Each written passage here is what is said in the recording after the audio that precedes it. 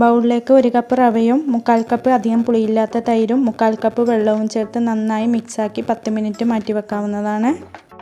ഇനി 1 table spoon വെളിച്ചെണ്ണ ചൂടാക്കി ഇതിലേക്ക് 1/2 ടീസ്പൂൺ കടുകും 1/2 ടീസ്പൂൺ ചെറിയ ജീരകവും പൊട്ടിച്ച് ഇനി 1 മീഡിയം സൈസിലുള്ള സവോള കട്ട് ചെയ്തതും 1 കഷ്ണം ഇഞ്ചി കട്ട് ചെയ്തതും 1 പച്ചമുളക് കട്ട് ചെയ്തതും ചേർത്ത് വഴറ്റി ഇനി ഇതിലേക്ക് മീഡിയം സൈസിലുള്ള 1 ക്യാരറ്റ് ഗ്രേറ്റ് ചെയ്തതും 1/2 ടീസ്പൂൺ കായപ്പൊടിയും കുറച്ച് കറിവേപ്പിലയും ചേർത്ത് മിക്സാക്കി ഫ്ലെയിം ഓഫാക്കി കൊടുക്കാവുന്നതാണ്. ഇനി റവ മിക്സിലേക്ക് ചേർത്ത് കൊടുത്ത് 2 ടേബിൾ സ്പൂണും കൂടെ വെള്ളവും ഒഴിച്ച് ഇനി ഇതിലേക്ക് 1 ടീസ്പൂൺ ഉപ്പും 1/2 ടീസ്പൂൺ സോഡാപ്പൊടിയും ചേർത്ത് നന്നായി മിക്സാക്കി ഇതുപോലെ ചെറിയ പാത്രത്തിലേക്ക് നെയ്യ് തടവി കൊടുത്തിട്ട് ഇതിലേക്ക് ഒഴിച്ചു കൊടുക്കാം.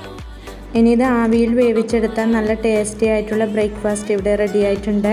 എല്ലാവരും ട്രൈ ചെയ്യാനും ലൈക്ക് ചെയ്യാനും കമൻറ്റ് ചെയ്യാനും സബ്സ്ക്രൈബ് ചെയ്യാനും മറക്കല്ലേ. Thank you for watching.